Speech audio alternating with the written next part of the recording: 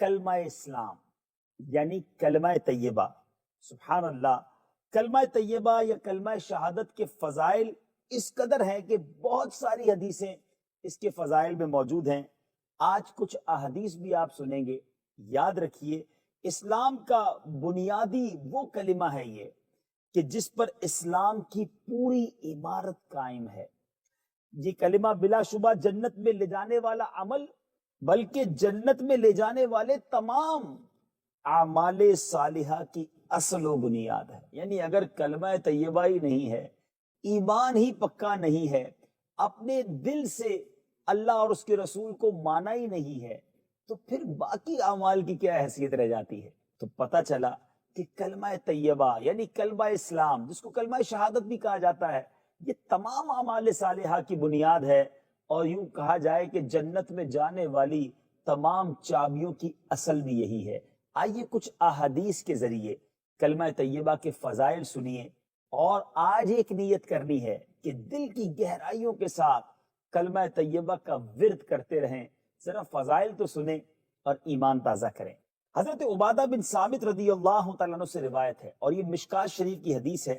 انہوں نے کہا کہ میں نے رسول اللہ صلی اللہ تعالیٰ علیہ وسلم کو یہ فرماتے سنا کہ جو شخص اس بات کی گواہی دے کہ خدا عز و جل کے سوا کوئی معبود نہیں اور حضرت محمد صلی اللہ تعالیٰ علیہ وسلم اللہ کے رسول ہیں، تو اللہ تعالیٰ اس کے اوپر جہنم کو حرام فرما دے گا. سبحان اللہ. یہ گواہی دینا دل کی گہرائیوں سے کس قدر بڑی برکت ہے. ایک اور حدیث پاک سنیے اور ایمان تازہ کیجیے. مسلم شریف کی حدیث ہے. حضرت عثمان رضی اللہ تعالیٰ عنہ سے روایت ہے. انہوں نے کہا کہ رسول اللہ صلی اللہ تعالیٰ علیہ وسلم نے فرمایا کہ جو شخص لا الہ الا اللہ کا یقین رکھتے ہوئے مرا وہ جنت میں داخل ہوگا. سبحان اللہ. یہاں ایک بات کی وضاحت کرنا ضروری سمجھتا ہوں کہ جہاں حدیثوں میں فقط لا الہ الا اللہ کا ذکر کیا گیا، اس سے مراد پورا کلمہ یعنی لا الہ الا اللہ محمد رسول اللہ صلی اللہ تعالیٰ علیہ وسلم ہے، مگر اس کو اختصار کے طور پر شارٹ فارم میں لا الہ الا اللہ کے طور پر ذکر کیا گیا. جیسا کہ عام طور پر کہا جاتا ہے کہ نماز میں الحمد پڑھنا واجب ہے. اس سے مراد یہ نہیں ہے کہ صرف الحمد پڑھنا ہے، اس سے مراد پوری سورہ فاتحہ ہے. اسی طرح میرے میٹھے اسلامی بھائیوں، جہاں جہاں حدیثوں میں صرف لا الہ الا اللہ کا ذکر ہے، اس سے مراد پورا کلمہ ہے، کیونکہ ظاہر ہے کہ صرف لا الہ الا اللہ کہنے والا ہرگز مسلمان نہیں ہو سکتا، نہ جنت میں جا سکتا ہے. مسلمان اور جنتی تو وہی ہوگا جو پورے کلمہ یعنی لا الہ الا اللہ محمد رسول اللہ صلی اللہ تعالی علیہ وسلم اس کو دل سے سچا مان کر زبان سے پڑھے. چنانچہ اس عنوان میں جہاں جہاں احادیث میں لا الہ الا اللہ کہا گیا، اس سے مراد پورا کلمہ طیبہ ہی ہے. ایک اور حدیث پاک سنیے. حضرت معاذ بن جبل رضی اللہ تعالیٰ عنہ سے روایت ہے. انہوں نے کہا کہ مجھ سے رسول اللہ صلی اللہ تعالیٰ علیہ وسلم نے فرمایا جنت کی کنجیاں لا الہ الا اللہ کی گواہی ہے. یہی تو ہمارا موضوع ہے کہ جنت کی چابیاں. سبحان اللہ. کلمہ طیبہ گویا جنت میں جانے کا گیٹ پاس ہے، مگر یہ دل کی گہرائیوں سے پڑھنا ہے اور بار بار پڑھنا ہے. یہاں کچھ مسائل بھی آپ سنیں گے جو مزید ایمان کو جلا بخشیں گے، مزید کلمہ طیبہ سے محبت کو پیدا کریں گے. اب جو یہ احادیث آپ نے سنی ہے، اس سے ایک بات سمجھ یہ آتی ہے کہ لا الہ الا اللہ محمد الرسول اللہ کو دل سے سچا مان کر پڑھنے والا یقیناً ضرور جنت میں جائے گا. اب اس کی چند صورتیں ہیں. نمبر ایک، سنتے جائیے اور سمجھتے بھی جائیے. نابالغ مگر ہوش مند لڑکے نے کلمہ پڑھ لیا اور بالغ ہونے سے پہلے ہی مر گیا، یا بالغ نے یہ کلمہ پڑھا اور فوراً ہی یا تو مجنون ہو گیا یعنی پاگل ہو گیا اور اسی حالت میں مر گیا، یہ کلمہ پڑھتے ہی فوراً اس کا انتقال ہو گیا. یعنی کوئی نہ نیک کام کر سکا نہ کوئی گناہ کر سکا. تو اب فقط کلمہ اسلام پر ایمان لانے کے سبب سے یہ ہمیشہ ہمیشہ کے لیے جنت میں داخل ہو جائے گا، کیونکہ اس نے گناہ ہی نہیں کیا نا. کلمہ طیبہ پڑھنے کے بعد اس کے گناہوں کا گویا اندراج ہی نہیں ہو سکا، تو اب یہ جنت میں چلا جائے گا. ایک صورت تو یہ ہے. دوسری صورت یہ ہے کہ کسی نے کلمہ اسلام پڑھ کر عمر بھر نیکی ہی کے اعمال کیے، کوئی گناہ کا کام اس نے کیا ہی نہیں، تو یہ شخص بھی ہمیشہ ہمیشہ کے لیے جنت میں جائے گا۔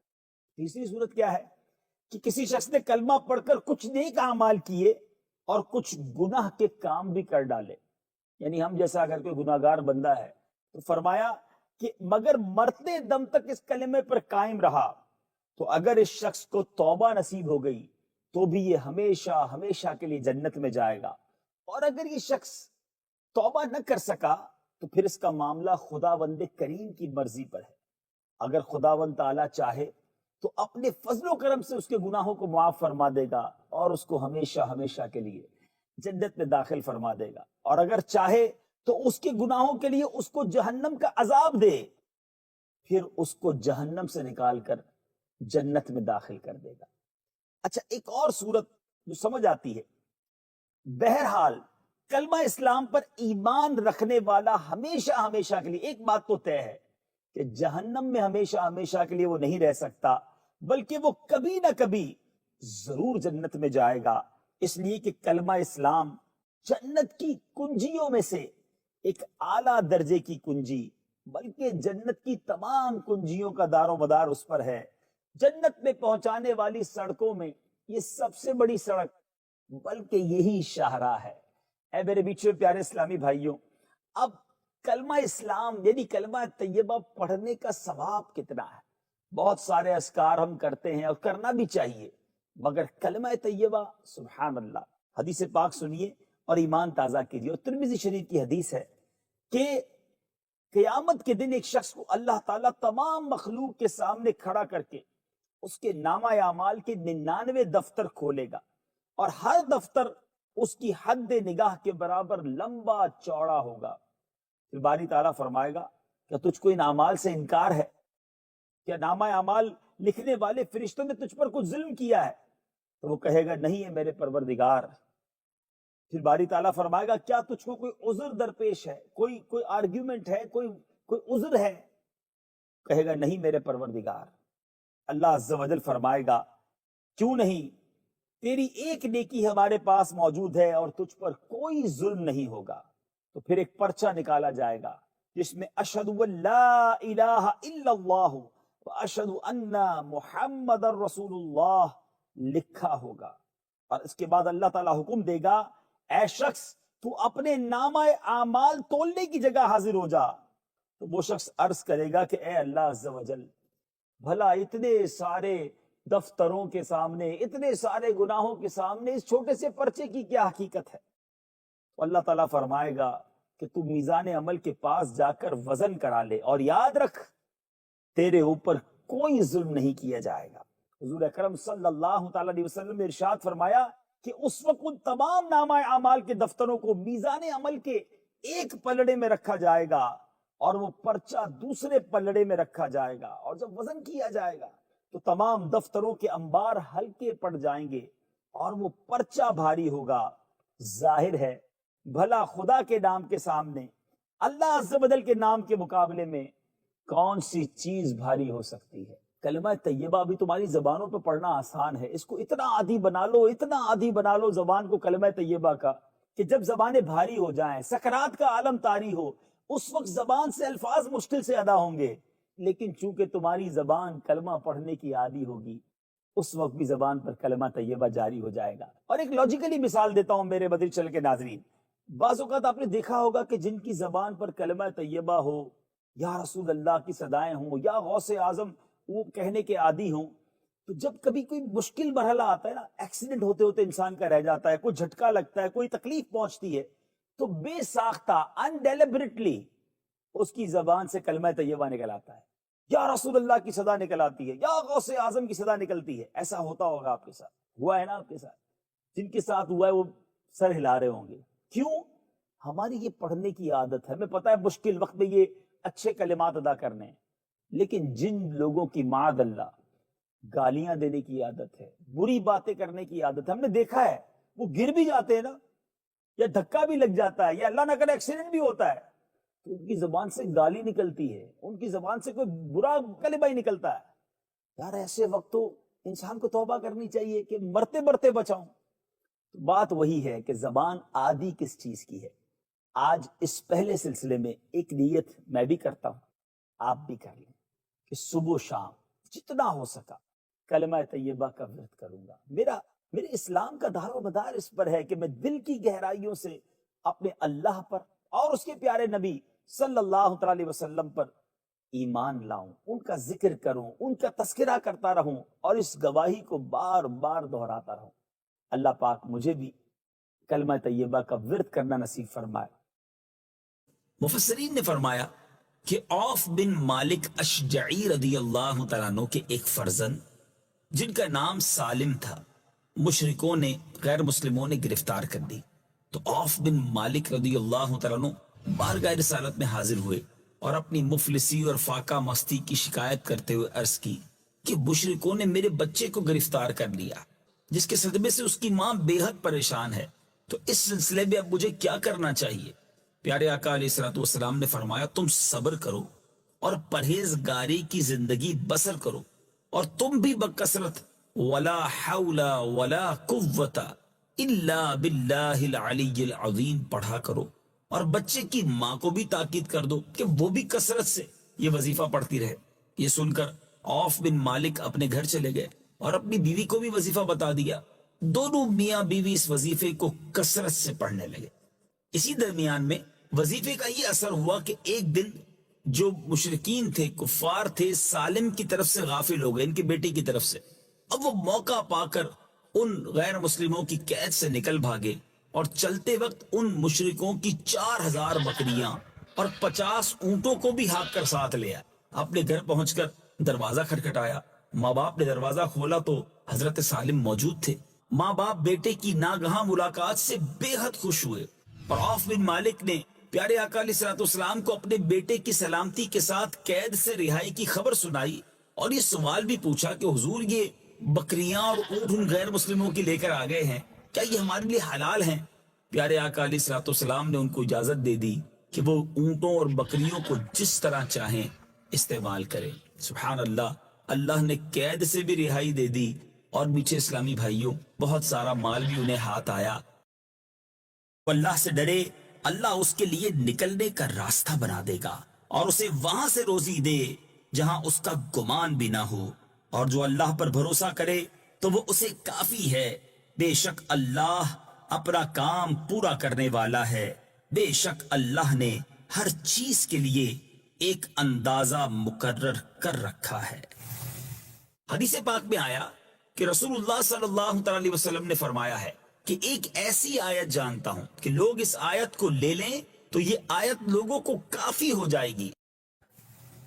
علامہ اجہوری نے اپنی کتاب فضائل رمضان میں تحریر فرمایا ہے کہ ایک مرتبہ کچھ لوگ سمندر میں کشتی پر سوار ہو کر سفر کر رہے تھے تو سمندر سے ایک آواز دینے والے کی آواز آئی مگر اس کی صورت نہیں دکھائی دی. اس نے کہا کہ اگر کوئی شخص مجھے 10,000 دینار دے دے تو میں اس کو ایسا وظیفہ بتا دوں گا کہ اگر وہ ہلاکت کے قریب پہنچ گیا ہو اور اس وظیفے کو پڑھ لے تو تمام بلائیں اور ہلاکتیں ٹل جائیں گی. تو کشتی والوں میں سے ایک نے بلند آواز سے کہا آؤ میں تجھ کو 10,000 دینار دیتا ہوں، مجھے وہ وظیفہ بتا دے. تو آواز آئی کہ دیناروں کو سمندر میں ڈال دے، مجھے مل جائیں گے. چنانچہ کشتی والے نے 10,000 دیناروں کو سمندر میں ڈال دیا. تو غیبی آواز والے نے کہا کہ وہ وظیفہ وَمَن يَتَّقِ اللَّهِ یعنی یہ پوری آیت ہے، اور فرمایا کہ جب تم پر کوئی مصیبت پڑے تو یہ پڑھ لیا کرو. یہ سن کر کشتی کے سب سواروں نے اس کا مذاق اڑایا اور کہا تو نے 10,000 دیناروں کی کثیر دولت ضائع کر دی. تو اس نے جواب دیا کہ ہرگز ہرگز میں نے اپنی دولت کو ضائع نہیں کیا اور مجھے اس میں کوئی شبہ نہیں ہے کہ یہ قرآن شریف کی آیت ضرور نفع بخش ہوگی. اس کے بعد چند دن کشتی چلتی رہی، پھر اچانک طوفان کی موجوں سے کشتی ٹوٹ کر بکھر گئی. سوائے اس آدمی کے کشتی کا کوئی آدمی بھی زندہ نہیں بچا. یہ کشتی کے ایک تختے پر بیٹھا ہوا سمندر میں بہتا چلا جا رہا تھا، یہاں تک کہ ایک جزیرے میں اتر پڑا. چند قدم چل کر یہ دیکھا کہ شاندار محل بنا ہوا ہے، ہر قسم کے موتی اور جواہرات وہاں پڑے ہوئے ہیں، اور اس محل میں ایک بہت ہی حسین عورت اکیلی بیٹھی ہوئی ہے، اور ہر قسم کے میوے اور کھانے کے سامان وہاں رکھے ہوئے ہیں. اس عورت نے اس سے پوچھا کہ تم کون ہو اور یہاں کیسے پہنچ گئے؟ تو اس نے عورت سے پوچھا کہ تم کون ہو اور یہاں کیا کر رہی ہو؟ تو اس عورت نے اپنا قصہ سنایا کہ میں بصرہ کے ایک عظیم تاجر کی بیٹی ہوں، میں اپنے باپ کے ساتھ سمندری سفر میں جا رہی تھی کہ ہماری کشتی ٹوٹ گئی اور مجھے کوئی اچانک کشتی میں سے اچک کر لے بھاگا، اور میں اس جزیرے میں اس محل کے اندر اس وقت سے پڑی ہوں۔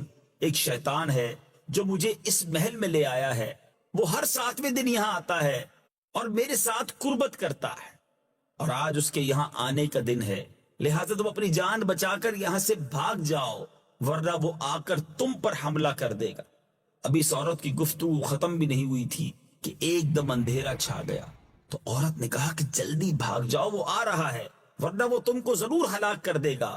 چنانچہ وہ آ گیا اور یہ شخص کھڑا رہا، مگر جو ہی شیطان اسے دبوچنے کے لیے آگے بڑھا تو اس نے وہی آیت وظیفہ پڑھنا شروع کر دیا، تو شیطان زمین پر گر پڑا اور اس زور کی آواز آئی گویا پہاڑ کا ٹکڑا ٹوٹ کر گر پڑا ہے۔ پھر وہ شیطان جل کر راکھ کا ڈھیر ہو گیا۔ یہ دیکھ کر عورت نے کہا کہ اللہ تعالیٰ نے تم کو فرشتہ رحمت بنا کر میرے پاس بھیج دیا ہے، تمہاری بدولت مجھے شیطان سے نجات ملی۔ پھر اس عورت نے اس مرد سے کہا کہ ان موتی جواہرات کو اٹھا لو اور اس محل سے نکل کر میرے ساتھ سمندر کے کنارے چلو اور کوئی کشتی تلاش کر کے یہاں سے نکل چلو۔ چنانچہ بہت سے موتیوں جواہرات اور پھل وغیرہ کھانے کا سامان لے کر دونوں محل سے نکلے اور سمندر کے کنارے پہنچے تو ایک کشتی بصرہ جا رہی تھی۔ یہ دونوں سوار ہو کر اس میں بصرہ پہنچے۔ لڑکی کے والدین اپنی گمشدہ لڑکی کو پا کر بے حد خوش ہوئے اور اس مرد کے ممنون ہو کر اس کو بڑی عزت و احترام کے ساتھ اپنے گھر میں مہمان رکھا۔ پھر لڑکی کے والدین نے پوری سرگزشت سن کر دونوں کا نکاح کر دیا اور دونوں میاں بیوی بن کر رہنے لگے، اور تمام موتی و جواہرات جو دونوں جزیرے سے ساتھ لائے تھے وہ دونوں کی مشترکہ دولت بن گئے۔ اور اس عورت سے خداوند تعالیٰ نے اس مرد کو چند اولاد بھی دی اور وہ دونوں بہت ہی محبت اور الفت کے ساتھ اپنی زندگی بسر کرنے لگے۔ سبحان اللہ۔ میرے میٹھے اسلامی بھائیو، اس واقعے سے معلوم کیا ہوا کہ اعمال و وظائف قرآنی میں بڑی بڑی تاثیرات ہیں، مگر شرط یہ ہے کہ عقیدہ درست ہو اور اعمال کو صحیح طریقے سے پڑھا جائے اور زبان گناہوں کی آلودگی اور لقمہ حرام سے محفوظ و پاک ہو، عمل میں اخلاص نیت اور شرائط کی پوری پابندی بھی ہو۔ انشاءاللہ عز و جل ان قرآنی وظائف سے بڑی بڑی اور عجیب عجیب تاثیرات کا ظہور ہوگا۔ کوئی کہے بھائی کیسے ہیں؟ ٹھیک ہے؟ نہیں یار، بہت برا حال ہے، مارکیٹ بہت ڈاؤن ہے، کاروبار بہت ڈاؤن ہے، طبیعت بھی ٹھیک نہیں ہے، حالات بھی اچھے نہیں ہیں، آلویز کمپلین۔ اتنی بڑی لسٹ تیار ہوتی ہے ہمارے پاس۔ اچھا، پھر ہم نے بھی 2-4 الگ الگ لوگ بنائے ہوئے، فیملی کو تو ہر وقت ہی ہم گڑبڑی بتا رہے ہوتے ہیں۔ کاروباری ڈاؤن ہے، ان کو جس دن بتا دیں گے تیزی آئی ہے خرچہ شروع کر دیں گے، تو ان کو تو ہر وقت بندی میں رکھنے کا ہے، ٹھیک ہے؟ کچھ دوست ہیں جو قرضہ ورضہ مانگنے والے ہیں، فیور لینے والے، ان کے سامنے بھی ہم بندی کا ہی رونا رو رہے ہوتے ہیں۔ ارے کیا ہے، آلویز پرابلم، سر میں درد ہے، طبیعت ٹھیک نہیں ہے، گھر میں پریشانی ہے، بچے بیمار، کوئی اچھا کام نہیں ہو رہا تمہارے ساتھ، کوئی نعمت نہیں ہے۔ قرآن کہتا ہے وَأَمَّا بِنِعْمَتِ رَبِّكَ فَحَدِّثْ، اور حدیث کیا سنی کہ نعمت میں چرچا کرنا شکر ہے اور نا چرچا کرنا نا شکری ہے۔ سچ بتاؤ، یقین کرو، اتنی چیزیں ہیں شکر ادا کرنے کے لیے۔ ہم صبح اٹھتے ہیں نا، اٹھے تو شکر ادا کریں کہ یا اللہ ایک نیا دن دے دیا۔ آپ کو پتہ ہے اٹھنے کا مطلب کیا ہے؟ ہم کہاں سے واپس آئے ہیں؟ بیدار ہونے کی دعا پتہ ہے وہ دعا کیا ہے؟ الحمدللہ الذی احیانا بعد ما اماتنا والیہ النشور۔ What is the meaning؟ اللہ کا شکر جس نے موت کے بعد زندگی دی۔ میں تو بیدار ہوا ہوں نیند سے، زندگی کہاں سے ملی ہے؟ جناب والا، نیند بھی موت کی ایک جھلک ہے۔ ہم جب بتائیں نا سو رہے ہوتے تو کچھ نظر آتا ہے، کون آیا کون گیا، ہمیں کچھ نہیں پتا ہوتا۔ ہر بار صبح صبح اٹھنے کے بعد اللہ کا شکر ادا کریں کہ یا اللہ ایک اور دن عطا کر دیا, ایک اور زندگی عطا کی. اب آنکھیں کھلی, سانس آ رہی ہے, یا اللہ تیرا شکر سانس چل رہی ہے, پھیپھڑے بھی چل رہے ہیں. کھڑا ہو گیا بستر سے, شکر یا اللہ پیر بھی کام کر رہے ہیں. واش روم گیا, واش روم سے فارغ ہوا, اے میرے مولا تیری مہربانی یہ صلاحیت موجود ہے, ورنہ پوچھو جن سے جن کا یورین بند ہو جاتا ہے, جو واش روم نہیں کر سکتے, کتنی تکلیف ہے. صبح ناشتہ کیا, یا اللہ تیرا شکر کئی لوگ ہیں جنہوں نے صبح کھانا نہیں کھایا ہوگا, ہیں گھر سے باہر نکلے سواری تیار, بے شک موٹر سائیکل ہے یا گاڑی ہے یا سائیکل ہے, یا اللہ سواری دی ہے تیرا شکر. کئی لوگ ہیں جن کے پاس سواری نہیں, پیر بھی نہیں ہے, ہیں کاروبار پہ گئے, نوکری پہ گئے, یا اللہ تیرا شکر روزگار دیا. کروڑوں لوگ بے روزگار ہیں, قدم قدم پر شکر کی جگہ ہے.